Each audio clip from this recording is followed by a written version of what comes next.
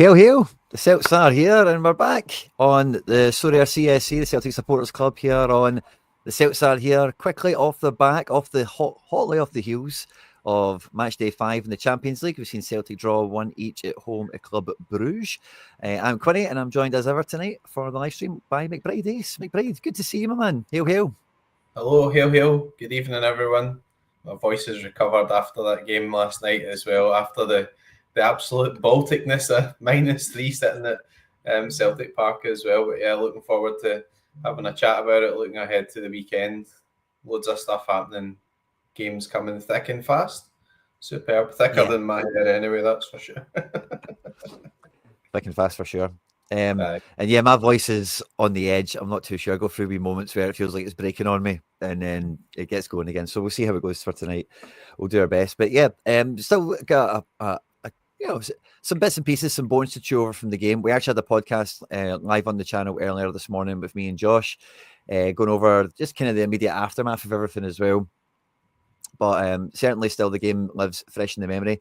And this is a game where we're especially interested on for this show, this stream in particular, because Bruges is historically a bit of an enemy of Celtic when it comes to, Sorare and all that kind of stuff. That a lot of the players, a lot of the kind of things that Bruges embody, so do we, in terms of being like a dominant domestic force and, some of their, a decent team, and I think a lot of Celtic fans coming into this game recognise that this was like us going mano a mano with someone it's a fair fight in essence, and I guess that's kind of what we've seen on the night ultimately, isn't it? Bit of a fair fight. I think so. I mean, I think there'll probably be some of the fan base maybe won't know them as well. I don't mean that I don't mean that in a bad way. I just mean they won't have like a lot of knowledge of Bruges. And Leipzig are like German and they were, I think, when I know, like second in the league, etc., and played Leipzig before. But I think realistically, when you look at Bruges, they're at least as good as Leipzig are at the moment, and we know Bruges really well, obviously through fancy football, and we know there are lots of good players, good scorers. Guys like Maxime de Kuiper at left back in the Belgian squad. Playing for Belgium before even like Engel's been playing for Belgium. I thought really actually what really sort of causes an issue was their midfield. I thought like Vanaken played right up on McGregor, so they've done a good number on us tactically. Jashari played against like Engels, and Onyedika's like just such a he's the type of player I think that Celtic are actually kind of missing a bit just now. Somebody with a bit of athleticism right in the middle of the pitch, because Callum McGregor was unbelievable against Leipzig, but I thought that really they kind of played they played us out the game a bit. But I think what we've got to remember is that that we're in a brilliant position. We're in a position here where we've got 8 points. I was looking around the table. Is that Real Madrid have got 8 points? It's like Man City have got like 9 points or whatever. You're like, because we've done well and we've won a few games at home, you're kind of almost a wee bit disappointed that we didn't beat Club Brugge. Or obviously, people are getting it in their heads that it was a winnable game, but with the kind of freak thing with Carter Vickers making the mistake, which is not really like him, and all that sort of stuff. But I thought, honestly, I thought that you've got to give some credit to Club Brugge. I mean, I thought that they were good. Honestly, I thought they were really good. I thought they were an impressive team, and they did things in the game that caused us issues that maybe they weren't threatening a lot to score when we conceded the goal, but we couldn't build up an attack because of the pressing and things, and then frustration kicked in and we were always kind of coming back the way. So it was really interesting, and I think it was a nice learning curve for a lot of the players in our team as well. But it shows you that we're maybe not quite the finished article at that level as well, in terms of could we be doing with one or two of those options in there like they've got in the midfield. I'd take Maxime de Kuiper at left back right now, by the way. Let's not make it into a Greg Taylor bashing, but he's a cracking player. But they're guys who'll go into top 5 leagues and everything like fairly soon, I'd imagine. So pretty interesting. Yeah, it was a good match. And see, to be honest with you, see from where I was sitting, and like I always find it harder to like really be definitive on some things with the games. I always think like when you're at it, you get a great view of everything, but you can miss some stuff and you can't get replays or anything, you know, so you're quite like in the moment with the game, as it were. But yeah, I remember Vanaken and Engels were almost like joined to the hip for like 5 minutes in the opening 10 minutes, if that makes sense. And I just thought, that's quite interesting how they're kind of bouncing off each other before Engels went and played hide and seek, or did we play hide and seek with Engels? It's kind of hard to work out, but yeah, the Kuiper was a bit of a standout, I suppose. Even just looking at the overview of performance on the night, I was actually more impressed with the right back from them. Although I must say, and I really do want to emphasize this, that team was there to be beaten. Like, that was not a great Bruges. Like, that was not a great team. Like, we could have smashed them on another night if we brought the Leipzig temperature to the room. Like, we could have scored. We only had 3 shots on target in this game. Yeah. The keeper got away with murder. We should have been having him diving all over the shop. Yeah, but I think the reason that we never was because there was usual atmosphere. It was a Champions League song, the walk on. It was brilliant. It was just a normal European night at Parkhead. For the first 10 minutes, they had nearly all the ball. So I think they took the kickoff and they kept the ball for like 2 or 3 minutes, which might not sound that significant, but it kind of takes a bit of the sting out of the game as well. Euros, though, it's like a European game at Parkhead, right? What you're waiting for is an early corner, a shot on target, somebody to absolutely career into somebody and get the whole sort of crowd behind you. But for the first 10 to 15 minutes, felt as if Bruges actually set up really well. And in the end up, if we hadn't conceded that goal, then maybe we could have beat them. But we were a wee bit lucky with the offside call. Could have been 2-1 down. And I think that actually they gave as good as they got in terms of the actual chances that were created or whatever over a game. I just think, naturally we're disappointed we don't beat somebody at home in a European game, and that's a good thing because we've actually started winning a few games at home. But we need to, coming out of this, learn from it a wee bit, and also remember we've put ourselves in a brilliant position because we've got Dynamo Zagreb away, I think 10th of December. Young Boys at home in January, and Aston Villa away. So if we get anything in Zagreb, we're pretty much through to the playoffs. If we get a more favourable result, we still might have a chance at top 8. I mean, could you imagine looking at that table with all those brilliant teams away back at the start of this, even with a good draw, thinking we might still have a chance of getting into the top 8? We do. We definitely do, because we're competing with teams. So, could we sneak a win over in Dynamo, or could we just go and actually turn on some sort of style and just actually show that we are a good Champions League team as well? So, I mean, I don't, I get the frustration of the fans and everything, because, you're kind of turning up and you're expecting us to play like we did against Leipzig, but I think that they never really let us play like that for a while. And then the second half played a lot better and the fans were behind us. We made some changes and it worked a bit better. But a lot of that was just down to the way the game actually sort of played out. We just couldn't seem to actually build some sort of move through the middle of the pitch. It was just a dead difficult game in terms of how they managed to sort of nullify us tactically. So, yeah. I'm with you all the way on that, and you bring up some great points that I definitely want to dive into. Chris Gordon makes a great point on this as well, there was moments in the match where Vickers and McGregor were pointing at each other, saying "You go forward," and I just couldn't believe my eyes at certain points. And again, there's a comment here talking about how Villa struggled to McGinn says that they struggled to break down Bruges, which is all fair and good, right? But in the front spaces, we kind of have a bit more pace, and we're at home, whereas Villa were away on that occasion. But we really did struggle to build it up, and it's the thing with this Rodgers system that I've always been frustrated with is that the midfield is so far apart from each other that, when you think about traditionally teams that are possession based, tiki taka especially, which is we know where Brendan's origins are, if you like, you've got two midfielders, you've got a midfield that get all the touches. They go everywhere. They're involved in every bit of play, no matter what it is and what's going on, between 2 or 3 of them at least. And we don't have that. We've got midfielders pitched out in different parts of the pitch and given different jobs. And Hatate does a great job of sliding up and down. But Engels just goes missing. And that Onyedika is putting a mirror up to us and saying, this is the sort of player you've just not got at all.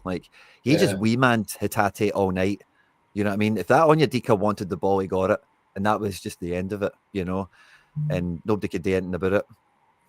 Yeah, I thought he was excellent, but I mean, I think they signed him from probably, I think it was from Denmark or something. So again, like they're a sort of organisation that are really good at recruitment. You know, Bruges are like almost sort of famed now as well for like getting guys and selling them to bigger leagues. So like the Ketelara get 2 goals and 2 assists and 3 goals for Atalanta, and he came through at Bruges and things. So you know they've got good recruitment themselves. But it is interesting because you look at Club Brugge and you think they're not one of the names that we would have been scared of, like the Real Madrids and all that type of stuff. But then when you do turn up and you see them, you see, look, this is the top level, and they've got a lot of good players. So that's maybe what we need to look at in the midfield, because I think Bernardo was pretty good when he came on as well. Thought he'd done well. But again, he's not, although he's maybe can play in that sort of Onyedika type position, I wouldn't say maybe he's as athletic as somebody like that. So if we really want to kind of take the team to the level where we're going to be regularly competing to be in the last 16 in the Champions League or whatever, then a more athletic left back and somebody that's maybe can play in the middle. There's somebody that could do that role in McGregor's position and then maybe release McGregor on a wee bit or whatever. You know, you could have different sort of strategies there to deal with different games, but it just didn't really set up that well for us. And I thought they were a pretty strong team, so they didn't come and blow us away or whatever, because I think we're set up a lot better now in terms of our defensive record and everything. This season's actually been pretty good, you know, and it took Carter Vickers to have his best finish of the season, unfortunately, into the wrong net. But it all came from Kuhn getting the ball and them he just had no options. And like you said about the midfield, what I was dead frustrated about was that didn't seem to be anybody in the middle that was coming and showing for the ball, or maybe it was just that they were getting marked out of it. But at that sort of Champions League level, you kind of need guys who can take the ball with somebody like on them almost, you know. It's like they've got to be the option. So you rather than just passing it back, you pass it forward and you rely on that guy to not lose the duel or to turn the shoulder and progress the ball on or whatever. So it was difficult. Maybe not Hatate's best game, I don't think, really. You know, we'll come on to obviously talking about Ross County, but I wouldn't be surprised if there's at least 4 or 5 guys in there who just looks and says, look, you're not playing, and you're not playing at the weekend. Like, you know, you need to get a rest. Yeah, there's a few of them that could be in that category for sure. And yeah, I don't think Hatate had a good game at all. I don't think anyone really played well, to be quite honest with you. And again with Bruges, even like as I'm looking at it, remembering it back on the night, and even just looking at how the kind of shape of everything kind of panned out, like I was half worried about that Tizolis maybe doing something. I thought he didn't. I didn't see anything from him where I thought he looked good. And Scott also, it's probably the reason, like the own goal for Carter Vickers will be very quickly forgotten about, because like Bruce should have scored in that game. Like they had like 2 or 3 chances, they ballooned over the crossbar, you know, and they did like cut us open at times. So like them scoring isn't the biggest crime in football, you know, like so the own goal, just giving them it for free basically is sore when it happens, but ultimately as the result is locked in and time goes on, it'll be very easily forgiven and forgotten. Because they were like somewhat effective when they went forward, but like I thought they were going to be much more frightening, and I don't think they were really that great, to be honest with you. Like I just think the main difference was like the midfield. Now I was going to just fire this up because I probably won't have the chance to actually do a video with this stuff, because like after tomorrow we're all thinking about the next game and we're moving on and all the rest of it. But they just absolutely controlled the centre of the pitch. This guy Ordonez was decent. I thought Michele didn't really look too much. And Jashari, whether he was kind of dropping into like a back three kind of thing on occasion, or most of the time it was this kind of box setup with Vanaken just really going wherever it was needed. They just controlled the middle. And when you can get the ball in the middle and you can pick your side of, are you going out here to this fullback, or is this guy got space? Is this guy coming short? You know, is there a channel for him to play into? They've got all the options in the world. Whereas with us, like we just got absolutely stuck in this spot here with McGregor and Carter Vickers just trying to pass between each other. And like you say, nobody in the middle's coming to show for it. Engels is parked out here somewhere, probably man marked. And a few of the times, like Kyogo would like be really keen on doing something, And once or twice he got found and played into it.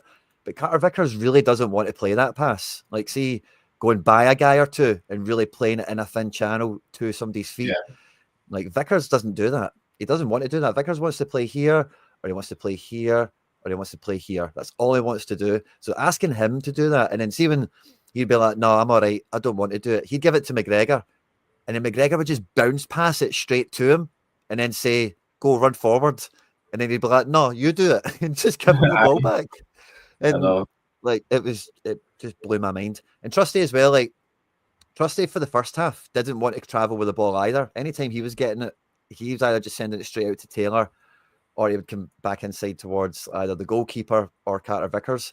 So we just struggled to do anything in the middle. And then as soon as you go out wide, when it takes like 2 passes and you have to cross the whole pitch, like this shape they've got, as I say, sometimes this guy was coming in as a 3. You don't really get much room really in the pitch like this. You're not getting any advantage out wide by playing this way.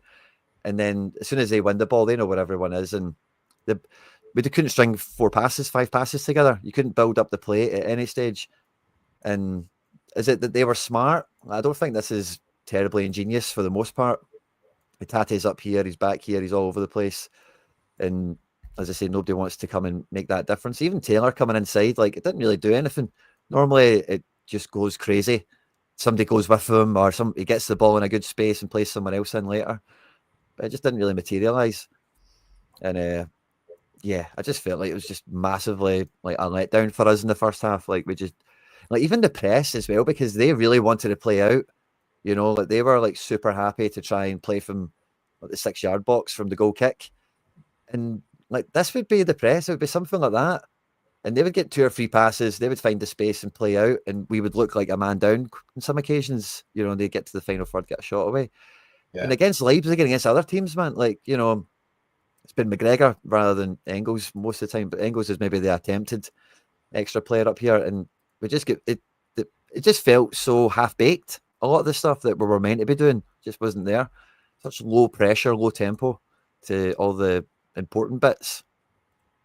Yeah, no, I agree with that. I mean, I think that was the frustration in the first half. I don't know if it was a deliberate thing for tactics or whether we just never really followed the game plan.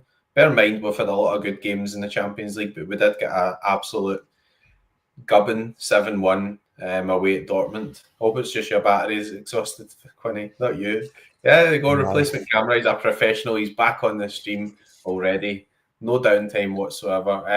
But I mean, you've got to remember that we're not going to actually be perfect every game. We've had some really good results there. I mean, not to deflect from the Bruges game, but look at Atalanta's form, right? I mean, like, they've been beating people 6-1 away from home and all that shebang. And I think maybe since we played them, they've played maybe 7 games overall. They've won 6. They've scored a ton of goals. And the only result they've had where they didn't score was the 0-0 that we got. So let's take some positives from that stuff. But also, you need to realise that there are still some issues that we need to address in there. Like Luke McCowan, etc., are good signings. I don't really disagree with any of that stuff. But we maybe need to add some of Brendan's buzzwords in there. Pace, power, all that sort of stuff. And I seen a comment flashing up there about exhaustion. I mean, again, we're trying to play a high intensity type game, and Hatate did look pretty tired, but it's going to be a problem going forward now. And as I said, kind of referred to Ross County, but Hatate flew away to Japan and then he flew somewhere else, and he didn't really play many minutes or whatever. But like, I drove down to Newcastle, and by the time we get down there after 2.5 hours, we went for a pint. I was pretty tired. So I mean, these guys must be tired. We've got to remember that actually that it must be pretty exhausting to do all this and have all that sort of schedule and everything building up. So I think there'll be a lot of changes at the weekend with a view to freshening it up, and then hopefully giving guys a wee bit of rest ahead of Aberdeen, Hibs at home. Obviously, you'll probably see some changes as well, and then you've got games like Zagreb away in the cup final on the 15th. So there's so many big games coming up, so it's going to be a really exciting time. But I think we'll need to try, if possible, to recharge our batteries a wee bit. So yeah. And there's an interesting point coming into the weekend with Ross County, because Hatate looked to be on his way off the pitch, for McCowan, before Kuhn had to get subbed off for sub number 5. That was like in a last minute, change of plan, as it were, that happened at the moment. There's a wee bit of a delay on my camera and stuff, by the way. It's a wee bit off-putting for me. If I look a wee bit funny, that's what's going on.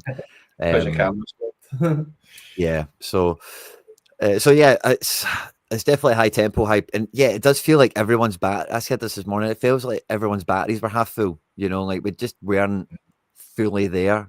Second half got better because, like I think Brendan said it in his post-match comments, but we got much more out of Trusty because he started to come way over into this area, and Taylor, before he gets subbed off, just get put way higher, and Dyson get put way higher. And these guys weren't really wingers anyway. Skov Olsen and Tzolis, like it was like quite a deep team. Like they were quite willing to give us a pitch, for the most part. But as soon as you lost it, of course, they knew what they wanted to do. But the fullbacks were where the width came from, like we spoke about in the preview, and after like a little spell in the first half, this guy was always right up for doing something. But I did think the Kuiper got quiet in spells of the game. It did feel like he kind of got put, kind of get held back a little bit at spells. I could be wrong on that. It's just my perspective from last night. But yeah, so I forgot what they were. Oh yeah, the change with the defense, of course. So yeah, pushing up higher. Yeah, I know. I think it was because of the way the game went as well, though, because Bruges were probably deserving of getting a goal, right? But if I hadn't given them that goal away, then they wouldn't have been able to play like that either. Because I don't think they'd have came and just sat back for the whole game. So if it was still 0-0, would they have played slightly different tactically? Would that have left a wee bit more space for us? All that type of stuff, That's where it's interesting. Perhaps, yeah.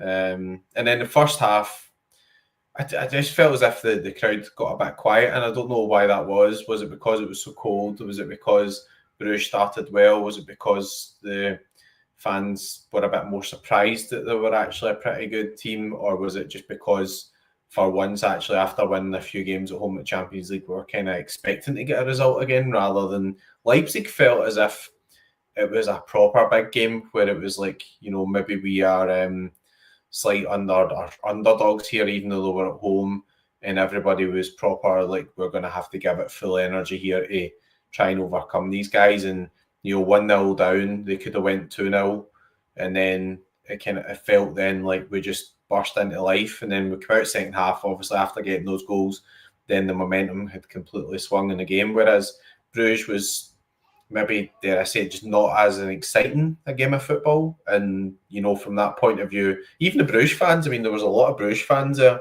and they threatened to create a lot of noise and everything, and they did create a lot of noise when they scored, create a lot of noise, the 2-1, which was funny when it got chopped off. Yeah. But it wasn't a backwards and forwards type thing. It was a kind of night where it was like you're all sitting there and you're going, wish I was sitting in the house with the heating on type game. So there we go. But maybe if we get the next home game and we're playing against young boys, maybe get an early goal or something like that, then everybody gets their tails up again. It's just the way it went. But I don't think anybody's particularly to blame for that. And I think you've just got to give some credit to the opposition as well, because they've seen Leipzig getting a good sort of hide in there, and they've came with a game plan and they've executed it. And you've got to sometimes give them a bit of credit and go again. Interesting one. Yeah, I see. I'm not really too willing to give Bruges much credit. I don't think they were that good. I don't think they were that great. And I was expecting them to be better. I was expecting, like, the Bruges, I was expecting to turn up, like, would have won that game. And I know people have kind of said it the other way around, where it's like, us a few years ago might have lost that game. I think we did okay. I think we played so far beneath ourselves, but it just throws so much into question, like, just even for the weekend coming. But everyone in the chat, so one of the main people that's been talked about since coming out the game, of course, is everyone's favourite Mr. International Belgium superstar, Arne Engels, after his, like, absent performance. Like, we've kind of joked about it already before coming on, but, like, he did go completely missing in this game. And I do think, like, a big part of it is he's not really played in the right position. Like, we've been saying that on the channel quite consistently here, that he's not, like, an attacking mid. He's not and even like your attacking 8 type. This is a guy that needs to be, deep, deep in the pitch, have the game in front of him. Yeah. It really wasn't his best game, I don't think. Just really wasn't. I don't know. It didn't really suit him, but and I think he's had a wee dip in his form as well. So he started pretty well. He was good. We think back to the Bratislava game at home and everything. He was pretty good, but there was just loads of frustrating things. And I know it's maybe the way we play as well, but there was one in particular in the first half we were struggling to get out. We built an attack. We got down the side. We got a corner. I thought, right, just get it right in the mixing pot. You put in one of those good deliveries. You never know what's going to happen then. And we played it back to McGregor, and nothing happened, and we ended up back at the halfway line. And I think, what are we doing? Like we know that Brugge have obviously got some big guys, but we've got Carter Vickers and Trusty, and get the ball. At that point in a European night, the objective is to get the ball on a sixpence right on the 8-yard box or whatever, because all it takes is one wee deflection or whatever. Or what happened with Leipzig? They scored the goal for a corner. It's what are you doing? Why are you doing that? So it was almost like we were kind of overplaying, or we were playing it too safe or whatever. Just the way it worked out. And I guess playing against Hearts on Saturday night turned out to be a really good win, but we weren't really that good in the first half against Hearts either. So there's definitely some address there, and it might be addressed by just having the odd game soon where it's look, if we want to play this way, then guys are going to have to get a rest. And for the first time, I've been sort of talking about Engels and what he's been given to the team and everything. I would definitely leave him out on Saturday. And it doesn't mean that he's a diddy. They paid 11 million. It was a bad buy. There's no way I would start him on Saturday, because I think that Bernardo deserves a chance, and you've got loads of fixtures coming up, and it's a more favourable fixture at home as well. So give guys a chance to play. Give Hatate a rest. Give Engels a rest. Why not? They've been flying all over the place, playing loads of games of football. They did look tired. They didn't look in good form. Leave them out for a game and then bring them back in against Aberdeen or whatever. Or if Bernardo has a stormer, leave him in for a couple of games. Yeah. He does add something, I think, in there, which is different from Engels. And also remember that we've had a great start to the season, so you can look at individual players or whatever, but look at the start of the season. We've had really doing well in the Champions League. We're in a cup final. Brilliant result against Aberdeen. Beat Rangers, loads of clean sheets and everything. So let's not just focus on the one guy's having a couple of bad games or whatever. They're all young guys, and it'll take a bit of time for them to sort of develop into their full potential. So yeah, and I think when it comes to this as well, I think the main thing that it really brings the spotlight onto him, of course, is the transfer fee. And again, we've been quite consistent with that on this channel. He's never been a £13 million player or whatever it is, and the only people that should be held against that is the club at valuing him, because we're the ones that value him at 13 million because we've paid it. Someone else has set the price, we've accepted it, and we've moved on. And it's kind of the same thing as Adam Ida. And again, there's a lot of that chat in the stream here tonight as well. But again, Adam Ida, I think again we're pretty much echoing earlier episodes of this. But for £9 million, you can buy a lot of footballer around world football these days. And strikers for £9 million, you've got lots of choices. And these guys are all fine and good as long as they develop the way we expect them to. And the cost doesn't really matter if you get the output you're after, in all honesty, because that's just the way football is. It's about results, and these guys score every week, or whatever their job is in the team. They fulfill it completely, then the price is kind of irrelevant because of how much money is associated now with success.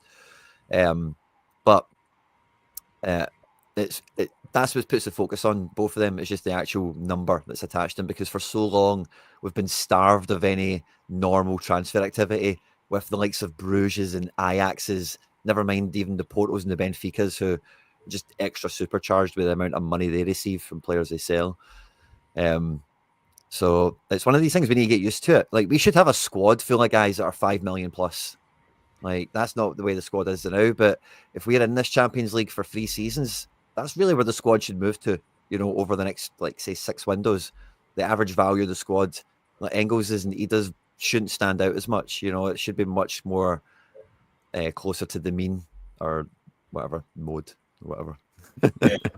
No, I agree with you. I mean, like, the good thing about the position we're in is that firstly we've got a lot of money in the bank, and we did spend some money too. Secondly, Champions League extends beyond Christmas, but when you go into that January window, you're going to know that you're in a position where you've qualified for the later rounds of Champions League. So you'll be looking ahead and going, right, we've got young boys, we've got Aston Villa away, and actually, you know, we only need a point here, or actually maybe we've already qualified for the playoffs. So you know you're going to have another 4 Champions League games after Christmas. So let's hope that's the way it works out. Touch wood, it's all quite close and you still got to get the points, but you know, that should give you the money to go and buy the one other or whatever, or maybe just say, look, there's guys here who Brendan doesn't fancy, you know. Like I think Palma sometimes is capable of contributing stuff over the course of the season, but he's not good enough for the level we are wanting to actually achieve in the Champions League. So they would just say, right, Palma can go and loan somewhere, Palma can go somewhere. We bring in somebody who's good. Do we need another centre forward option? You know, might it be one of those where one thing we'd never tried is Ida and Kyogo together. You know, like, you know, maybe at some point if you get an issue where Maeda's injured or he needs to have a rest or whatever, like, you know, you've seen Kyogo playing off the left at certain points. The interesting point with that game was you were talking about I think there was one particular move where Kyogo dropped really deep and he managed to kind of turn and he created something. And that was quite interesting, you know, because we were just kind of struggling in the middle of the pitch. So it's all quite interesting, but I think we're now in a position where we want to add one good signing in January, you know, and start planning obviously for the summer or whatever. But you're still in the Champions League, you still add somebody into the squad for the Champions League. So you probably want to do a bit of business, and then if you could find another, I know he took a bit of time to settle in with his dental issues or whatever, but you find another Nicholas Kuhn or whatever, or somebody on the other side, then that'd be good. See Mick's just posted about the left back, and that situation's got to resolve itself as well. And you know, Greg Taylor's not. Well, there was a post on the timeline today saying confirmed Barca aren't taking Valley back until the end of the season. They're not. So I don't know where that's came from, but someone's posted it today. One of the big Celtic Twitter accounts. It's on the timeline. Yeah. Oh, Celtic paid his wage up front as like a loan fee. It was me and you were speaking about that. Yeah, I thought we spoke about that on the channel somewhere. I can't remember where, but yeah. So I felt like it was kind of that was the case anyway. Like tough, we've paid for them, you know. Barca don't do refunds. Yeah, I mean, you know what I would do just now? I'd be proper brave and just let Greg Taylor go and buy Valley and buy somebody else. That's what I would do. See if you want to actually progress as a team. It's harsh, right? It is harsh, and I like Greg Taylor, and he tries really hard, and he does quite well in that position where he can receive the ball in midfield and everything. But the question just now is he good enough for the Champions League? That is the question. And there's going to have to be tough decisions made with some of these guys. It's a bit of a tough decision to start leaving out Liam Scales, but a lot of people, the fans, were kind of calling for Liam Scales to be left out, but it was difficult because Liam Scales was actually pretty good last season, etc. But now you've seen Trusty coming in, and actually it looks pretty good. You know, he's kind of almost covering Carter Vickers' position as well, and Scales coming back in to give Carter Vickers a rest, or when he can't play in the plastic pitches or whatever. So, you know, when you look at these teams, just look at the comparison on the other side of the pitch that we looked at with Brugge. I know you said you weren't that impressed with him. I would take the defensive midfielder in a minute. I thought Onyedika, easy. Yeah, I'd take him in a minute. I'd take the left back in a minute. I thought Jashari, without doing anything that good, was really quite good because he was good on the ball and he was good at pressing. He was technically good. So he's a young guy. He's only like 22 or something. Guy they got was a good investment. So like there's still some stuff that we've got to address in there. And the other problem we've got is that if Carter Vickers continues to be in a state where he can't play 3 games in a week, then you might need another centre half as well, because he obviously doesn't fancy enough Rocky Lagerbielke. He can't even get a game for 20. You know, so we're going to have to do a bit of tidying up there, and maybe actually at some point you've got to bring in our centre half. But it's a couple Does of Engels positions. get in that Bruce team for you? Does Engels get in that Bruce team? That Bruce team just now, no. Yeah. No, I don't think he does. I don't. The way they play like that just now, I don't think he would get in that team at the moment. But like he'd suit that midfield, but he wouldn't get in ahead of that Jashari on what you've seen like in that role from what he done, if you get me. But we could play like, and again, I think that's why it's holding a mirror up to our midfield, because we could play that exact kind of shape, with McGregor and Engels, and I think it would fix a lot of the problems that we've got here. But we don't. But neither one of them is you've not really got that defensive prowess there at all. One of them doesn't. Well, that Onyedika was just an anchor in the middle of the pitch, and if you went anywhere near him, you were losing the ball. Like that was just feels like gravity. It just kept happening. But that Jashari was kind of a wee bit more versatile, a bit more mobile, like you say, played around with the with the game, etc. Yeah. But both of them would do that. We don't really have anyone that would be more of that anchor player. That's just a bit of a shield in front of the defense, because the mistakes always come from when someone steps out. And we're always asking centre backs to step out, or like if the ball's going long, obviously it's turn and run. But and yeah, when you've got inverted fullbacks and this kind of stuff, like it would be so much, and again, is McGregor kind of the force that makes this a problem, because he has to be that centre midfielder. He can't be another one. He can't play on this side anymore. And if I was talking about this with Josh as well this morning, but you remember was it the Motherwell game where it was Bernardo, McKeown, and Hatate, and the midfield was purring. Big guy that's good at passing and busy in the middle, and then the two technical players that want to play in the pockets and play in between the lines and all that caper, press, support the forwards. And I know it's Motherwell, it's not Bruges, but like you just feel that Engels is doing the wrong thing, and there's way more.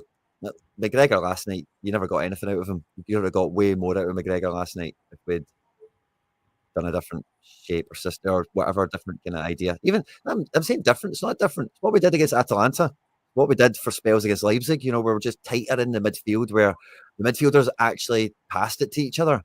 They weren't just always passing to wingers and centre backs. They were actually playing with each other and playing it around into spaces and getting some dominance in the middle of the pitch, and then deciding where to play. Yeah, no, I agree with that. But I think we have actually signed pretty well over the summer. I'm glad we got Bernardo in, and I feel as if that, I don't think we'll be selling Engels for a big fee soon. So I think we will get the 2 seasons out of him at least, or whatever, and Cal McGregor's do his Cal McGregor stuff. Will there be a point where maybe Hatate will move on? I don't know. I mean, he has had some really good standout Champions League games. He was really good against Leipzig, for example. So somebody might fancy him and come in with a bid, and maybe he'll want to go or whatever, So it's good having those guys there where you can bring them in.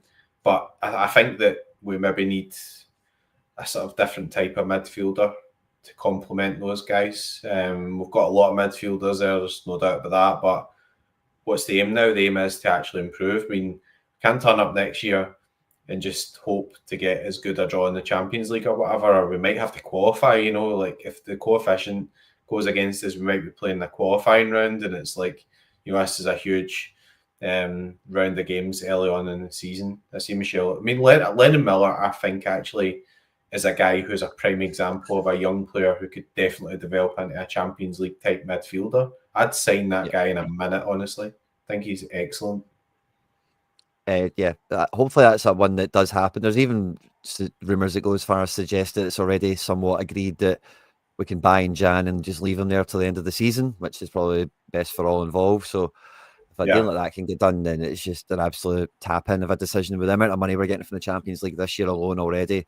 Never mind what could happen throughout the rest of the games and further qualification from the league and all the rest of it. But a player like that will be homegrown, can play. I would say the only position for him is this Engels Bernardo spot. That's the only place you could probably see Lennon Miller coming in. Don't really see him being an out-and-out Hatate kind of replacement. As such, I couldn't see it, because if you think about Hatate when you watch Celtic, he's shoulder to shoulder with Kyogo so often. Like, he's super high, he's part of the press. He's essentially a forward off the ball. And Miller, I know he's been high and stuff like that for Motherwell, but I don't think that's what we get him for. Maybe it is, who knows? But I think it just puts more pressure on Bernardo's position in the squad and Engels, because then I think if you put and it's why a lot of people called for Bernardo and Engels to start, maybe even last night. I've seen that shout a few times for games, but the problem is when you put both of them in, like, you don't have that Hatate element to support the front three, or even to get the ball out from the halfway line, travel 10 yards and play a pass, like as quickly as he does, because those guys are both just. Bernardo looked lightning last night, but I think that was partly because Engels was invisible, and it was like having an extra player on the pitch. All of a sudden, it just was, it was fantastic to see. He did make a big impact. I'm not trying to diminish it or anything, but he's not lightning quick, and last night will give you some good memories about Bernardo, but don't get it twisted like that he's this big rapid player or whatever. He's very busy, covers a bit of ground quickly, but he's not like, whip.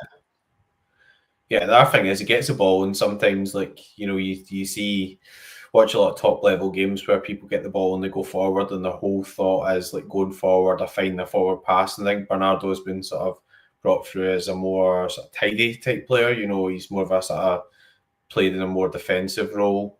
Does have a good shot on him. It does have I think a bit of quality there as well. He nearly scored last night as well. It was a good move for down the right hand side and got the ball, and he just went by the post from just like maybe about 18, 20 yards out, and you thought that could have been the moment for the 2-1.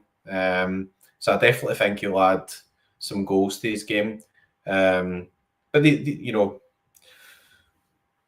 Brendan Rodgers said he would stay for 3 years, so let's hope he actually does, because I think we're doing pretty well. But I think we've got to actually allow things to play out and allow things to develop. I see a lot of positives in the squad as well. Like Alistair Johnston, I think, just been excellent. I mean, it looks as if he's got a pretty bad score, and so rare there, or ratings wise or whatever. But the guy's been like absolutely brilliant. He's added goals and assists to his game as a guy who's usually quite dependable at the back. And we do have hopefully some guys in there that have actually good potential to develop. Nicholas Kuhn's been excellent this season. Found it a bit hard last night. He was kind of almost as if he was wanting to beat like 10 guys. So one particular would beat like 2 guys in his edge of the box. So I just have a shot, and he was just wanting to beat the other 2 guys again. So, but what I liked about that is when he gets the ball, he's always looking to go and actually make something happen.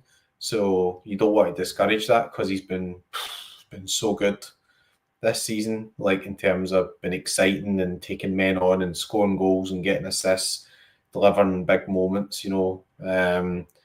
So yeah, if we could get somebody who was like nearly as good as Nicholas Kuhn on the other side to complement Maeda, like with some of the games where Maeda plays with the press, but some games where maybe it's the Scottish games or whatever, where teams just sit in and they're just quite happy just to be a roadblock there, where it's a different style of player that you need, that would be good. I think we're in a really good position, and we shouldn't lose sight of that, It's a really competitive Champions League format. I've loved it. I think it's really good. Lots of good games, and we're right in amongst or above like other really good teams. I don't know how to play them, but we've got similar points to like Man City and Real Madrid, and it's like we're doing all right. So if we're still a bit frustrated with that, then that's not a bad position to be in. Yeah, I'm with you. And yeah, I'm just kind of keeping up with the chat as well. Some great points coming in from all of you. I've kind of got the board set as well. We'll have a wee shot at predicting the team against Ross County coming up. But I do think with Kuhn, I do think he was kind of greedy and stuff like that, like on a few occasions, whatever. But see, every time he got the ball and went on one of those runs, I did feel that at that moment he was a bit frustrated that he was just like abandoned out of nowhere.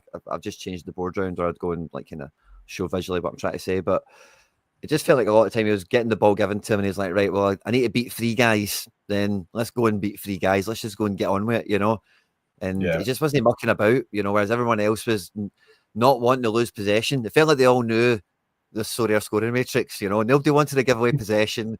Nobody wanted to lose a duel. Nobody wanted to take a chance. Everyone was just being super safe. If you can, I don't even know if safe is the word for it. It was just so unambitious a lot of the times, especially the first half. The second half, a lot of this stuff went away, I think, for the most part, especially with the introduction of Valley and Engels, because they just were direct, you know, like they just were where the ball was at, they were there. And if they were on the ball, like Valley was just looked like lightning when he came on, you know, and he was just really hungry. You could tell Brendan had maybe said, you know, go and win as the match boys, you know, something like that, kick them on the pitch, you know, with and they were right up for it. And, you know, really the two of them could have won the match for us in the end. Bernardo was unlucky with a shot. Hatate was unlucky with a shot as well. But yeah. I think ultimately, like, it does feel like an opportunity missed. I did say, last thing I'll kind of say on the Bruges match, and we'll come away from it, right? But I said this on the podcast this morning, McBride. See, when the fifth sub was happening, see, from where I was sitting, I couldn't tell who it was coming on. And I secretly wished to myself it was Palmer that was coming on. Because I just thought, if someone's going to score from outside the box, it's him. You know, if someone's just going to just give somebody the ball and let them shoot because nobody's getting any shots away, it would be him, you know. So I'm not really ever disappointed to see Yang, but I thought I better have my kind of confessions when I'm on the streams and stuff like that. But I secretly wished Palmer came on for the fifth sub. Maybe a move, but no. You should just phone David Turnbull as well and say, "Oh, David, you'll get a plane up for Cardiff. See if you can have a pop for outside the box." But I honestly, I do get that. I mean, obviously, like Bruges were pretty well organised, and might have been a game where we could have had a few shots outside the box. But I mean, like sometimes maybe you've just got to have a go. You know, you've seen a lot of games where look at a game against Aberdeen, right at home, 2 each. And Shinnie hit that one and it got deflected. You know, I just try your luck sometimes. That's what Dyson did, and I'm not convinced that whatsoever that he intended to put that in the far corner. I mean, it was a typical Dyson goal. He's got the ball, he's done something good. He's nearly fallen on his arse by the time the ball's actually left his foot. He might have kicked it against his other foot. It was falling down and off the post. It was just brilliant Dyson Maeda stuff. But that, you know, again, it was a shot from maybe a position where we wouldn't have taken a shot at another point in the match. So if Kuhn had had a few pops or would have a few shots at the end or whatever, you just never know. It just hits off somebody's head, deflects in or whatever. But yeah, I don't think a draw is a disaster. Like once we're 1-0 down, I just think it'd be great if we get a win. But you know, a draw is not that bad. If you look at the games we've played and the points we picked up, and a lot of the hardest games are kind of out of the way, and young boys are really struggling. They've really kind of not really got anything to play for. Bottom of the league, haven't really had any points, been gubbed a few times. They'll not be looking forward to coming to Parkhead. And I think the pivotal one, it might be pivotal, Aston Villa away, you know, depending on what's on the line at that point. But I think the pivotal one's the next one against Dynamo Zagreb, because you get a result there, you're right in the mix, whether it's a draw or, dare we say, we go over there, actually beat a team away from home in Europe. You know, if we could find the 3 points there, then you're proper in the mix for top 8. Never mind qualifying, you're in the mix to get into the top 8. You get more money, you get a buy from the playoffs. You'll get one of those teams that has to come through the playoffs. I think is that the way it works. Like all kind of, I don't know, you done a thing in that, I can't remember how it all works. But that would be amazing.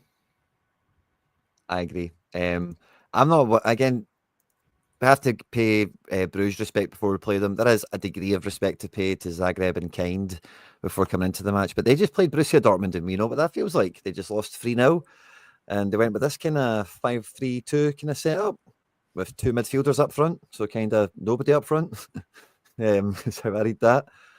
Stojkovic, Rog, and Pavic completing a midfield 5 of Cachavenda and Baterina. So, like, and that's at home, you know, didn't even score. Like, fair enough, like, we didn't do much better against Dortmund, but, like, this is, and probably the thing about Zagreb that's kind of for them at the moment is they're now in, like, Croatian football. They've always got, like, good young players coming through, but they've had a lot of older guys go back to that league recently and go back to, like, their hometown club and stuff, you know, so they've got some guys that are, like, bottom end Serie A level, kind of knocking around a lot of these clubs all of a sudden. So there's always, and Croatians are just pretty good at football, aren't they? So there's always a little bit of danger with that and all the rest of it. But Zagorak in goals, not even Nevestic. Obviously, Livakovic is long gone at this point, 37. Wonder if he'll still be in by the time Celtic come to town. But I don't have much fear for this. If we turn up, like, I don't But we need to be on it, you know. Quinny, if honestly, like they've been better since they changed the manager. So I think they get the big sort of gubbing by like Bayern and things. They changed the manager, but see if we can score goals against Rostovsky, Theopil, Catherine, and guys like that. Honestly, like it's definitely. This is away at Salzburg, the 2-0 win. Nevestic is in goals there. Different shape entirely. Salzburg are horrendous. That is one of the one of the worst Salzburg teams I've ever seen in my life. They're so bad. But yeah, it was a good result for Dynamo Zagreb. There's no taking away from it. But again, it's a winnable game. So, you know, we've got to go away and try and win it. If we turn up and we play the way we did against Leipzig, I think we'll take 3 or 4 goals off them over there. Honestly, in all reality. Okay, they've got good players, Batterine is good, but they've got a kind of quite an aging defence, and that is the type of defence that you'd want to play against. So Tarente and Bernauer are like 23 and 25, but Rostovsky's like 32, 33.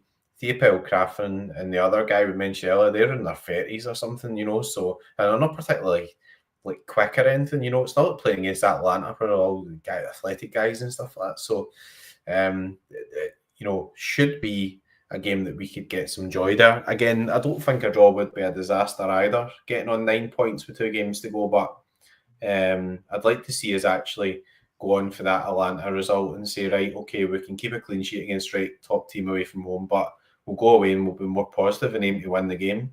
That's what I think we should be doing. See if we can score a few. Yeah, I don't know. I just kind of get behind. Like again, I think if it was the old system, we would be thinking beat them home and away. Like that's what we expect to do. You know, like their budget compared to ours is probably, I dare say, much smaller. I don't think there's much money going around in Croatian football in terms of transfer. I know they can sell a player once in a while, but they don't fucking spend any money. You know, I don't see them buying anyone. They're getting these guys back on frees because they're mad injury prone guys at Fiorentina or whatever. They can't even make it, but they're still like pretty good when they're fit. You know, kind of situation, as well as their young up and coming talent, of course. So like, it's not like, I just think like you can't.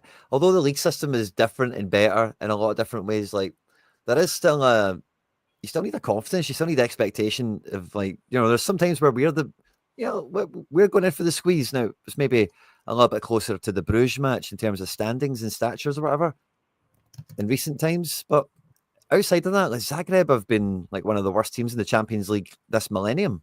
You know, they've maybe had a non-disrespectful year or two where they've not been absolutely slammed off the wall by everyone, because obviously the draws have became a bit more like, obviously we see the system how it works now, but it's not. And again, they may have a good home atmosphere. Let's see. But I think if our team shows up, like they'll be really hard pressed to get anything against us. Like, and I think I had us projected to finish the group on 14, so I didn't.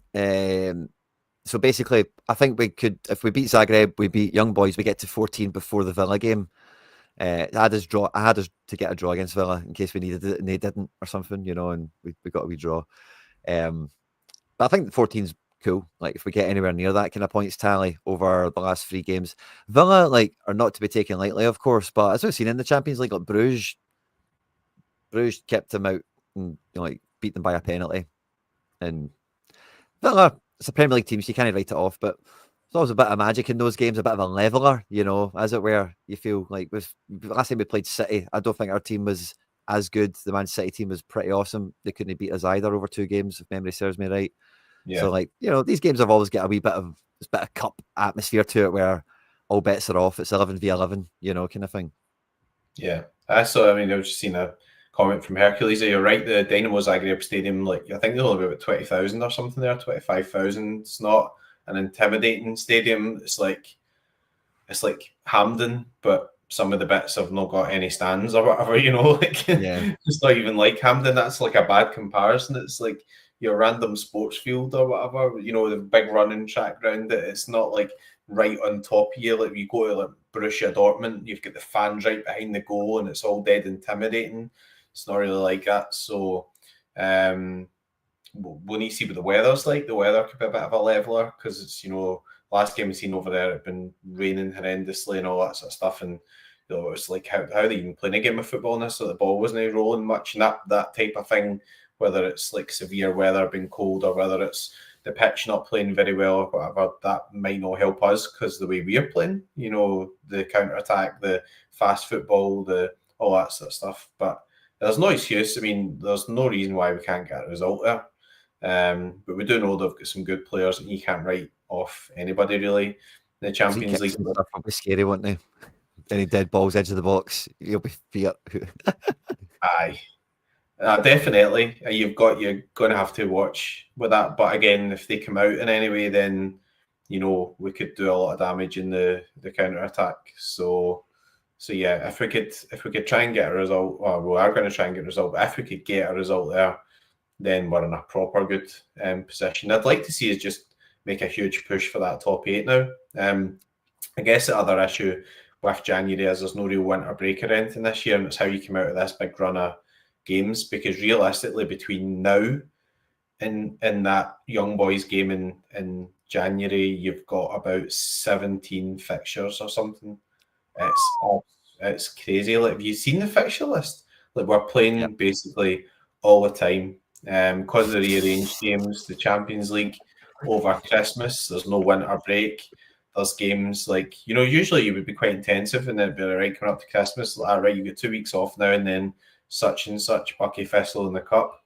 No, it's like by the time we get to the end of January, like, you're going to have played another 20 games from just now, and we're nearly in December already, so it's proper intensive stuff. So it might even be a case in January where you might want to freshen it up a wee bit, dare I say. You might just want to bring in a face or two to actually come in and take a wee bit of pressure off of some of the guys that have been slogging it for the last 2 months. Because I think that style of play, that's going to be difficult, right? Because we want to play high intensity, but can you do that when you're playing every 3 days? Is going to be the question. So you're looking up the stadium. Yeah. I think there's a bit shut just now. I think they're renovating one bit, so I think that's actually one of the stands. Actually, like a cage. I've seen one place, I don't know if it was Zagreb Stadium or one of them, but there's a stand in Croatia that's like a cage, I wonder. It's not exactly intimidating, but is it, like, as I said, like, it's not like you're closed in, like it's right on top of your atmosphere. Is that not but is that in Croatia? Rijeka. I think there's one as well. There was one in Bodo Glimt as well. I'm sure I've seen one over there. It was like the away fans, and basically they just fired everybody into a There's cage. Aberdeen there. And it's just like, was that Rijeka? Aye. Aye. They played Rijeka a few years ago. Can't remember who was the manager or whatever, but I remember, did they beat Sociedad one year or something, or they drew with Sociedad, or maybe I'm getting things mixed up. Yeah, that's funny. Caged animals, like. Yeah, we don't need to get anything from Villa. I think it's very much still in our own hands, like with the games we've got left. Zagreb away and Young Boys at home. Now, Young Boys, like against Inter Milan, they looked like they might not be total pushovers, but this last game they get humped again, didn't they? The result escapes me at this moment in time. Atalanta. Atalanta absolutely screwed them into the ground, didn't they? So they were, so it gives us a lot of hope. They're below Bratislava after 5 games. So you've got to think we get the 3 points there. No doubt. Zagreb, I think it's 3 points we have to get, like for like club standing and morale, as it were. Like Bruges draw, you can kind of like rub that off. Maybe, as I say, Zagreb aren't a million miles away from it, but we should be looking to get arm's distance from the bottom segment here, the would-be bottom segment when it does shake out. Red Star, Bratislava, Young Boys, that's probably a little bit easier. Sturm Graz, Prague, whatever. But yeah, Zagreb, it's kind of in that mix with Shakhtar Donetsk are just kind of subject to IRL stuff that's a bit unfortunate. And obviously the new boys, Girona and Bologna. Like we should be cutting off from these guys, I think. I think the other thing as well is that the results aren't shown there, but see if you scroll down a wee bit, Quinny, all the guys in there all got kind of bad results. So, Young Boys, Bratislava are kind of out of it, Leipzig are out of it, Bologna, Salzburg lost, Red Star won, I think, but they beat Stuttgart. so that probably suits us. You got Girona there, Sparta Prague get humped. Shakhtar Donetsk were 2-0 up and lost 3-2 to PSV. PSV Eindhoven, Paris Saint-Germain, I think, might have drawn. Real Madrid lost against Liverpool. So all the guys below us there. PSG lost to Bayern. PSG lost to Bayern. So like basically everybody below us there kind of like lost the last game, I think. So that's why I think we should be aiming towards the top 8, because unless we just lose all 3 games and everything just conspires against us, I think we're going to get into the playoffs anyway. So why don't we just aim to be up there? But you look, Monaco there are only in 10 points. So we're only Imagine 2 points. We were on 10 points. Imagine we got the win last night. Imagine we were on 10 points. We'd all be booking our place final. Up here in the nosebleeds, living life large. We'd all be booking our, where's the final? We'll book our place for just in case, maybe we'll sign somebody else in January. But 6th place only has 10 points. So I get you, yeah, imagine we were there, but we're only 1 or 2 results away from being there anyway. And when we get there, after 1 or 2 results, there's no games left. So, let's aim to win the next 2. That will be the aim. I know that will be the aim anyway, but we're in 20th just now and it can go either way and all that sort of stuff. But with the fixtures we've got left, we can only really properly chuck it away from here. I think even like a couple of draws or whatever would be pretty much guaranteed to get in the top qualifying places, like top 20 is 24, isn't it? Yeah. Because you just assume Real Madrid will get up there and everything, but Real Madrid have got a really tough away game next in the Champions League as well. They've got a really difficult game. I can't remember who it is. They just lost to Liverpool, and then they've got another tough away game against like PSG or I can't remember who it is, but they've got a real difficult. They might not win the next game either. So you can definitely pull away from some of these teams just with 1 win. And then we go there. Shell says we should have won last night, and it'd be annoying, yeah, but we didn't. And maybe we get a result in some of these games where we feel as if we shouldn't have won, but we get a result. Maybe we beat Villa, whatever. Be good to get down there to just be Celtic versus Aston Villa with everything on the line. We've qualified, but if you win, you can come in the top 8. That would be amazing. And I love the format as well. I think it's actually made a lot of games proper interesting rather than these wee groups. And it's just much better. But again, with this new European league, we need to take we set our stall out early and then keep ourselves in the kind of mix of, we are definitely in that top, halfish. Do I say mid-table? Because that's a wee bit derogatory. We're in the top halfish. That's what we should be about. Mid-table Champions League's bloody good. They are all the best teams in Europe. Mid-table at the top is okay. I don't know if the Super League thing or whatever will happen. But I mean, the good thing with this format is that it's created a lot more money and everything as well. So some of the big teams might be complaining about it because they would maybe treat the groups as, we'll kind of coast through and then we'll start taking it seriously later on type thing. But now every game actually properly matters in some way, but they're getting more money for it as well already. So it's just how greedy do you actually want to get here, and the implications for your home leagues as well. If you do Super Leagues and you have more and more and more games, and what do you do then? Do you start what games do you drop? Look at that fixture list we're talking about. What games do you just say we're going to have? Someone's going to have to give here. There's no more room left in the calendar. Yeah. So. Interesting. Having 2 domestic cups gives a bit of extra pressure to the teams in the United Kingdom, I think, but as well as having bigger divisions, generally more matches and stuff as well. Yeah.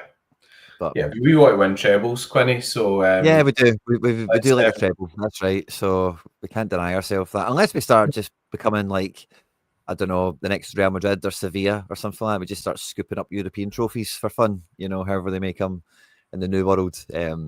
Once we've got an average squad value of like 100 million, because we've spent over 5 million on 20 odd players, and we've finally got a proper squad full of players that are all pretty handy. And all the rest of it, that's not to be not to throw any shades on any of the current squad, of course, but we've just spent basically the thick end of an hour talking over Bruges and Champions League and everything else. But the domestic stuff waits for no man. This weekend, it's back to business. We've got Ross County at home, McBride. And I rather enjoyed doing this last time, so I've kind of prepped a little board for it again. But I'm going to try and pretend we're Brendan Rodgers and pick the team for this weekend, right? Now, I want to start this off with, like, Johnson's probably fine, right? But I want to start this off with Carter Vickers, right? Because I want to hear your take, right, on what you think will happen with the defence, Carter Vickers especially, if you like. But I'm of the opinion that after that OG, you can't drop him. Even if it was like kind of minute management that was going to happen anyway. Don't think you can drop him after that OG. What do you think? I'd drop him, yeah. He's not getting dropped, he's getting rested. There's a difference. Just say, look, you're not playing today, you're playing Wednesday night against Aberdeen. Like, that's not dropped. I mean, like, I think there'll be 7 or 8 changes, like, or something like that. Like, honestly, I think there'll be so many changes. It'll be like Schmeichel, Johnson, I'm not sure on. He might just keep playing, but bear in mind you've got Aberdeen away. So if he does play, he can maybe play Aberdeen, then rest against Hibs ahead of the final. But he's just, during that international break, he flew away and he played 2 games. So a lot of travelling, a lot of games. I don't think there's any problem with playing Valley. I think the scales will come back in. I think that there's no need to start Engels and Hatate. They both look knackered. They're not playing well. You know, give Bernardo a game. McGregor should be okay. Didn't play against like any games over international break, so it could be a good game to go McGregor, Bernardo and McCowan. And then again, up front wise, is Kuhn fit? You're jumping ahead of me here. You're jumping ahead of me here, right? Because like I get Scales coming in. I think this is a game that you could definitely bring Scales in for, and would probably be in the planning. You know, where you get your minutes, Liam. Don't be too upset that we've just dropped you. But I know it's not like, but could Trusty sit this one? You know, Vickers didn't travel international break style. You know, like he did complete the 90. There was no bumps or bruises along the way. Trusty did do some travelling. I don't think he got the minutes, similar to some of the Japanese lads, perhaps. But is it maybe you keep the confidence with Vickers and you slide Scales back in here and you give Trusty the little bit of a R&R before this kick-on period? So if you play Vickers, do you think he'll be able to start against Aberdeen on Wednesday if he plays on Saturday as well? That's the problem, right? The guy, like, when was the last time Carter Vickers played like 3 or 4 games in a row? He was okay against Kilmarnock, and they just said, nah, we'll just leave him out and we'll give him an extra rest, and it's a dodgy pitch and all that type of stuff. I know there's none of that stuff comes into play. I guess the thing is, like, I'm talking about a lot of changes, so you maybe want to keep some stability there somewhere, and maybe, you know, Vickers, whatever stays. But I think there'll be change across the back 4, the midfield and the forward line. There will be at least one change in every single department there. This is him coming back from injury, off the bench, starting and subbed off 3 games in a row. So I could see him getting the first 60, you know, just start him to kind of back him on the, what we're seeing for time here. That's international break, a couple of days, full week. Yeah. So doesn't he really play 3 games in a week? Like, I guess you last Christmas. How did he do? I got injured during it. Yeah. Of course. He's not played any big runs of games, really, has he, for ages? Like, oh, here he has, but that's that was a year 5 ago. days, 5 days, 4 days, 4 days, 3 days, 4 or 5 days, 3 days, 4 days, injured. So he's had a little stretch there, I suppose. That was a bit of international duty in the mix as well. It's hard to say. I just find it really hard to drop him. Like, after that, and again, I don't know, I think Trusty could use the rest as well, as much as Vickers could use the minute management. But I get the Aberdeen thing, but I think you can rest him against Hibs, you know, like, properly. I think you could do 60 minutes on Saturday, get him to, you know, maybe try and score from a corner or some shit before he comes off, you know, and just kind of get the confidence back up a wee bit, or just, you know, not necessarily the confidence up, because don't think anyone's really holding it over him, or it's really something that'll be in his face too much. But yeah, I just find it really hard to drop a guy after an OG like Vickers like that. And I know it's not dropping; it's just minute management, right? But trust he could get the minute managed. I don't know. I find the back three really impossible. I think Scales does come in, and there's definitely something happening here. But I find it impossible to tell what will happen. I wouldn't be surprised if it was Vickers and Trusty, really. I wouldn't be that surprised if he did make other changes elsewhere and maybe try to keep that consistent. yeah. I think you've got to base it in the manager's comments as well, right? So before the last two games where you've had the same 11, he said in this spell, everybody in the squad will have to play. Yep. And he said something similar a game or two before Dundee, and then we just turned up and we're like, what is going on here? There was like, remember that midweek where like Mystic Meg couldn't have predicted that game? That is the way I think it will be on Saturday. Honestly. I'll never forget that game. Me and you went to Dundee midweek, wasn't it? Aye. And it was Yang and Palma. I think you'll see something like that again this weekend, honestly. Because our thing is, well, like you've got to have a look at the overall, right? So the Aberdeen game is important, plus Aberdeen have dropped points. So what are we going to be prioritising soon? The Champions League is going to be a priority. The Rangers Cup final is going to be a priority. And the Aberdeen game is clearly got to be a priority because they're second. So if you prioritise all those games, how can you just put out a full strength team against Ross County? Mm-hmm. Like, you know, Nicholas Kuhn, Callum McGregor, you know, guys like that. Ida never went with the international teams, so they've had a rest. Carter Vickers has the rest, I'll give you that. But Trusty went away, played. Johnston went away and played 2 games. Engels played 2 games for Belgium. Hatati, Maeda and Furuhashi flew to Japan or something. So you've got a lot of guys there who, they looked tired last night. Like, yep. They actually looked tired last night. So, and that's why I think they'll rotate. Yeah, I think there's going to be a number of changes. It's just how many is kind of part of it, and then kind of who's for who. I think everyone's of the consensus that Valley comes in for this one, and I'm still undecided, you know, to be honest with you. I think it, by all reason and by all manner, he should be in to start this one. But if he did just start Taylor again, like, I wouldn't be too surprised. I do think the news, if it is news, I need to confirm the source and just double check the post and all that. But like I mentioned before, there's a post coming out confirming Valley will not be recalled. And if that's the case, maybe some sort of developments happened or something, I don't know. Or maybe it's just all pie in the sky for the fans. But maybe he does come in. Maybe he does get a kind of extended run in the team. I'm still quite jury's out. I wouldn't be surprised if either one of them played, to be quite honest with you. And I know you fancy Ralston for Johnson. I'm not sure. I think maybe Hibs, you could maybe do a bit more of. So I do think they would have planned to rotate this game. But with Vickers scoring the OG, I think you maybe think, oh, maybe we'll just let him start this one and sub him off at 60. Keep him sweet. And I say the left back, like, yeah, it probably is Valley, isn't it? I think Ralston will play, honestly. Rodgers, one of the press conferences, when he was talking about the tiredness after the international break, he specifically mentioned the fact that Johnson went away and played 2 games in Canada. So it's in his head, so he must be thinking about rotating them.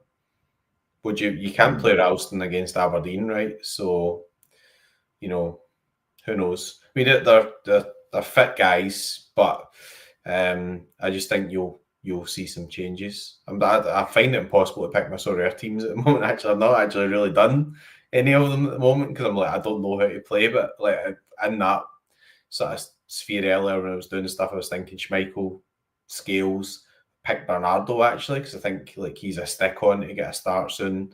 I think so too. And then like out with that, I was like, I'm not picking a Celtic forward because Maeda doesn't usually score well. Fura might not start, and Nicholas Kuhn come off with a knock. So who do I play? You know, so like I think it's going to be tough, but I'm not expecting to see a similar lineup to the last 2 games. Really, how many changes? I remember you asked me this before, and I think you were kind of more right, and I said no. But how many changes do you think we'll make on Saturday? I think Scales comes in. Valley comes in, Bernardo comes in, McCowan I'm undecided on, and I think Forrest could start, and I think either could start. So whoever that is, like I think the half the team could change quite feasibly, which I think is why I stop at Ralston, because I'm not sure he'll go that distance, but Ralston could be one of the first subs quite feasibly. I think Dyson, like, we'll come back to defence in a second. I know some of you are probably freaking out. I've got too many players on the board, right? But Dyson's just scored in our Champions League goal. So I think like he's in high spirit, high fettle. He kind of always does start these games. It does just start every game, really, it feels like. And I think the guys that are scoring goals, you want to keep their reps up. You want to keep the vein of form going. You want to tap into it. So like Dyson, great semi-final, of course, with a hat-trick.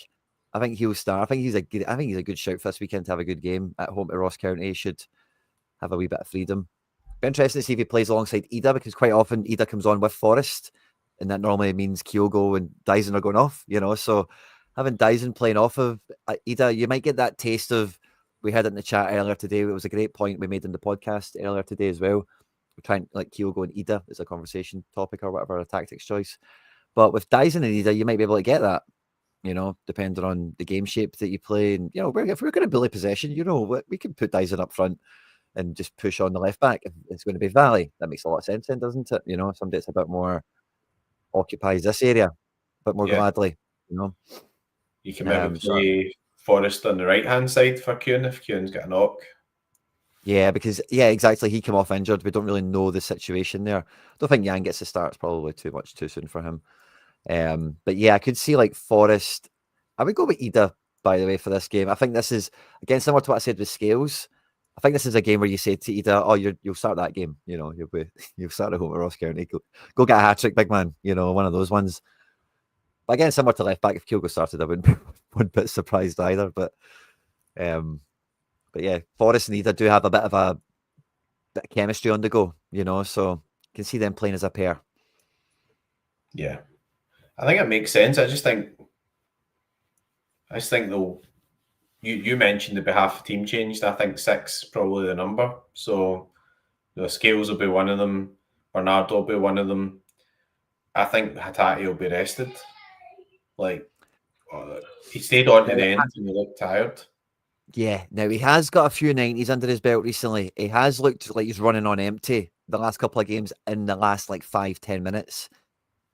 And I'm undecided whether, because again, under Ange, and I don't know, also different managers and all that stuff, right? But under Ange, it didn't matter what Hatate done. He was playing every game. He was undroppable. And I don't know if he's in that situation now where Rodgers will just start him, regardless of how tired he is or the performance. Maybe comes off again at 60. I'm sounding like a broken record saying that. Or McKeown just starts. Hatate's been maxed out. They know that. They wanted to sub him off on Wednesday night. They couldn't because they had to sub off Kuhn. And maybe, he's dead easy just to bench on this one and bring McKeown in. McKeown's due it. And also, when I was looking back through it, was it the Motherwell game? I think Hatate ended up playing the Motherwell game as well because McGregor was injured. But I think the vibe before that game was that Hatate might have been rested for McKeown. So I think it's a bit of a gamble when it comes to SO5, and predicting the lineup. I think that's kind of logical. I think McKeown could start this quite easy. And if it's Bernardo, McGregor, McKeown, there's 2 changes into the team right away. Nobody thinks Engel starts this game. And you think it's trusty Scales then? I can't really get away from defence with 3 of them in it, sorry. I think so, yeah. But you could go Carter Vickers and just give Trusty a rest given he was away, but then, Vickers not going to see out any more than 60 minutes. So it could be. I think it depends how Vickers is as well. I don't think he looks 100% comfortable. I just don't know what it is, whether he's still having that issue with his toe or because he's getting the rhythm disrupted by all the injuries, but just didn't really look comfortable. So if I was to pick, I would say Scales and Trusty. You might even find then that Trusty plays this game, plays the Aberdeen game, and then just completely rested against Hibs or something, Because any time Vickers has been out, Trusty has always covered the Vickers position. Scales has played at left back. So yeah, interesting. Let us know in the comment section who you think the centre back pairing will be, because I think this is it might even be the same. It might just be Trusty and Vickers, perhaps. We're all imagining Scales comes in, but maybe he doesn't. I think we do Scales, but I'm going to go with Scales. Vickers, you've went with Scales. Trusty, for the purposes of the board, I'm going to back me. Sorry, McBride. Yeah, that's all right. I mean, you could well be right. Like, I think if we're going to predict maybe 6, even 7 changes, that one of us is going to be wrong. Because there's just like 5 million variables there where it could be this combination, that combination, and that combination. And I think that I agree with you. I think Ida will start. You think Ida will start this one?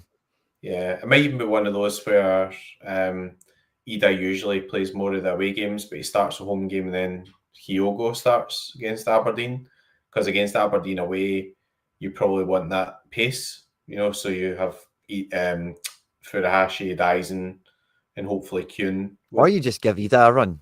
You just say, score a hat-trick against Ross County, you're playing against Aberdeen. You know what I mean? Yeah, it's possible, yeah. It is possible.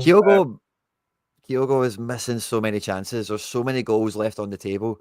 And we all love him and he's all great and all that. There's been a lot of comments actually kind of echoing some of the stuff we chat about here sometimes, that he isn't all everyone says he is. He's not actually like really scoring that many goals compared to what he should be doing. And give Big Ida's not perfect. He's certainly not without his flaws. But give him an extended run in the team. Can he get to being a guy that scores 6 and 10, 7 and 10, something like that? You'll never know until you give him the run. And Kyogo's firmly dropped the ball for me this year. I know he scored in the Hearts game or whatever. Very good endeavour for the goal. He never gave up and all the rest of it. Fine. But, he's give Ida the shot. That's what I'm at. I don't mind it yet. I just think like for last season, even when Ida was there, Furuhashi still started like pretty much the most games of anybody in the whole team last season. With Ida coming in January, so like I think it'll be whoever starts, the other one comes on for 30 minutes type thing. You don't ever see a game really where one of them just plays 90 minutes and the other one just sits on the bench. And earlier to your point of Hatate, Ange started Hatate all the time. When did he ever get past 70 minutes? I mean, he was like a 60 minutes player. So he played every game, but he never played a full game. And you wonder why that was. Does he just lack the natural fitness to keep up that level for 90 minutes? Or was it just because he puts in such a big effort in terms of getting up and helping the striker with the pressing or whatever, that it's quite a tough shift that he puts in, but he doesn't seem to sort of see out a lot of the games. So yeah, you could start like with sort of CCV and stuff like that, and then just rotate later on. So if you did like sort of 5 changes and then make say 4 or 5 subs, then you've rotated the whole team anyway, then haven't you? So probably 4 to 5 would seem the sweet spot. I think with the amount of changes we've got elsewhere, it's really Kuhn dependent, isn't it? Like if he is fine and he just took a wee bit of a kick in the game and he was just sore and he was done, then again I don't see any reason for him not to start this one. But it's a funny one. I think this right wing spot is still a bit of you just need to know the unknown, and at this stage we just don't know. Training pictures, we've not heard anything yet. Nobody asked about Kuhn in the post-match press conference either, which was great. I love it when people don't ask the most important things from the match they just watched. There's always mad, random, redundant questions to do with nonsense that get asked, honestly. I can't even think of what the examples were this time, but there's always stupid ones. You're like, how about you ask about this guy or that guy? Or in this case, obviously Kuhn. But I'm going to stick with Kuhn just for now. And I think if obviously pending any news, I think I'd expect Kuhn to start this. How do you feel about that? Yeah, I think that makes sense. I think that makes sense basically if he's not injured, because he never went away in international break, and I don't think there's really like a need to rotate him straight away. Like just now, he manages his minutes anyway, so you could play him and then just bring him off naturally at the 60 or 70, and that's just kind of a wee bit of a rest ahead of Aberdeen, and then you've got other chances to rotate a wee bit. It's just such a tough schedule that you're not going to see the same team rolling out every week. It's just it's not possible, I don't think, in this spell, and it's what you prioritise, and that Dundee game was a big wake-up call for me from a Sorare point of view, because we were like, we're going to win midweek and we'll get the best fixture and blah, and Rangers are playing Aberdeen and blah. We turned up and all our teams are completely and utterly wrecked. So, I think there'll be, like, say, minimum 4 changes, probably 5, 6. I've got 5 here on this page. Yeah. Well, I'll go one more than you. I think that actually Carter Vickers will get a rest, but that's fine. I mean, I think that brings Trusty back in. Still 5 changes. Yeah. And Kuhn, you just don't know. I think if Kuhn does play, then he might rest Eisen and play Forrest. Yeah. I just think the problem is that I know Maeda's a Duracell bunny and all that, but him and Furuhashi and Hatati all had that sort of travel halfway across the world for Japan. I'm glad for them. Pleased to see them getting in the squad and getting the recognition or whatever, but that must be quite difficult doing all that. If Kuhn's fit, you think this would be the front three then? Could be. Yeah, it could be. You might see Palma or whatever. I'm not saying that's a particularly good strategy for the game. I just think that he'll just take a view and just say, look, we've got to do it at some point, and we've made some ground up in Aberdeen already. So if we manage to get over the line with a rotated team and then beat Aberdeen, league's over. I think it's over already, actually, to be honest. But it is. Aberdeen have been overperforming and Rangers are 11 points behind. The league's over. Great?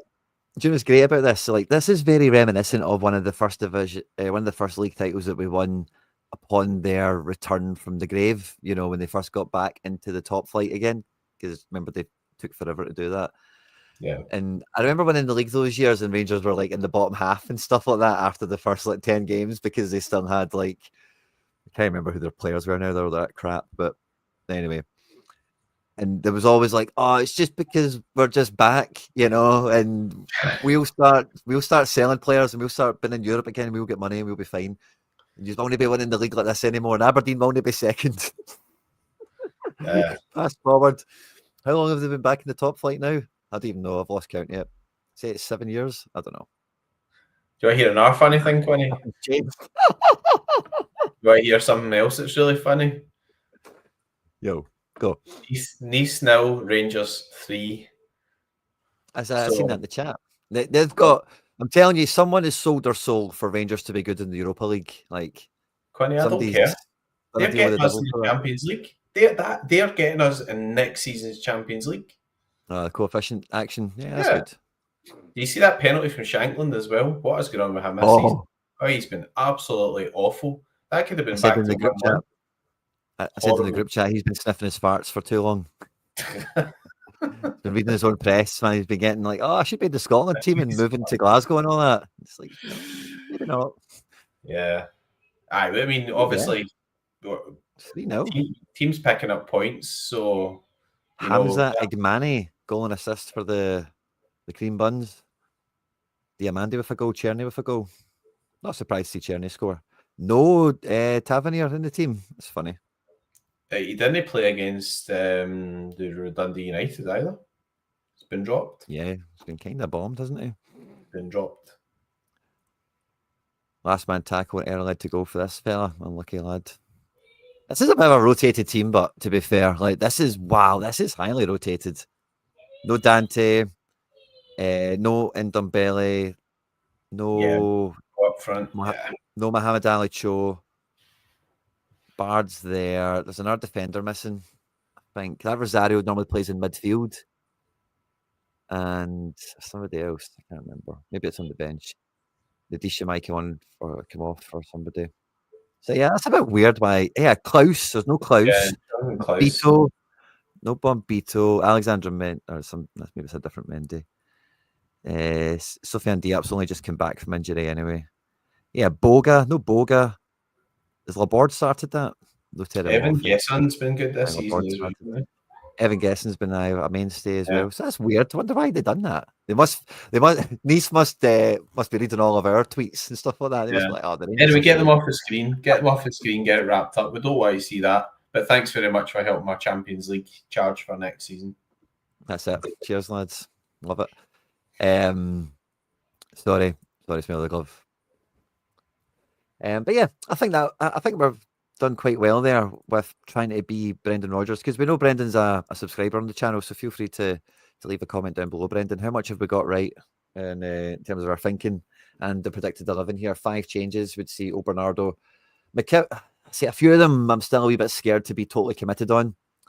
Like Kuno, I can accept, like we just don't know enough, right? But Tate being totally out the team, it's one of these weird ones that could, and the same with Taylor, like you just don't know. Maybe he just keeps him in the deep end to get his form back, because there was a minute in the Bruges match where it looked like they kind of had to reset, and Taylor was like, right, let's just do it like we used to, you know, like I'll start here, I'll pass to you, I'll run there and pull off one of those kind of moves. So I don't know if there's maybe just a wee bit of synergy that they're lacking, and maybe too much rotation this weekend is maybe not on the menu. So it's one of those ones where I think it'll either look like this or it'll be the exact same team. Maybe there's no middle ground. Maybe that's what I'm trying to say. Yeah. You know my thoughts on it. There's too many games coming up where like this isn't obvious. You're not going to rotate against Aberdeen away. You could go strong against Aberdeen, then rotate against Hibs, but we're used to international breaks, you know, there's a lot of guys there, like, you know, just not playing or whatever, you know, but a lot of them have played as well and travelled. Hatate was in squad, etc. So they just look tired just now. I think this is a chance to do it with it being a good home game. And I know people will not like that. It's just like, why don't you just go and win the game? But you've got Aberdeen away, Hibs, Dynamo Zagreb, and then Rangers. So you want to get into the Rangers game and go, yeah, that's great. We beat Ross County 6-0, but then you lose a cup final. Like, Rodgers is clearly looking ahead to stuff like this because he was talking about that and how everybody will get minutes. He wants the treble. The treble is the thing he's aiming towards, eh? So in terms of minute management, the cup final is probably the next checkpoint, you know, where it builds towards that. And then they reevaluate the squad in terms of, you know, where people are, fitness and whatever wise. I'm just going to look at the fixtures real sharp. So the cup final's on the 15th of December, if memory serves me right. Yeah. So it's just this little, obviously we had, you know, last weekend in this game here, but yeah, Ross County at home, Hibs at home are the chances, I think, to rest and relieve some players. And yeah, I think like you could leave Vickers until the Hibs game, really. So if we beat Ross County and we beat Aberdeen, like we will beat Hibs at home. Let's just call it how it is, even with no Vickers in the squad or whatever. Yeah, I think I'm quite well set on my prediction. Looking forward to seeing what all your guys' thoughts and feelings are in the comment section. We always finish this off with a score prediction. I'm going to go for us to win this 6-0.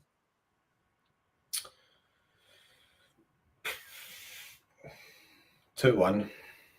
2-1? You think Ross County are going to score?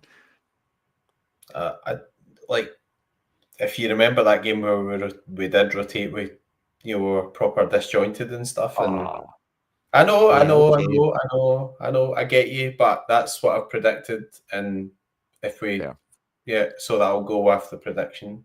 So there we go. And also we struggled to score against Ross County away from home. I know it's not away from home, but I think it will be one of those games. I hope I'm wrong, but that's just what I predict. So I'm taking either for a hat-trick. I'm taking Kyogo from the bench to get one since he's been benched and he'll be raging.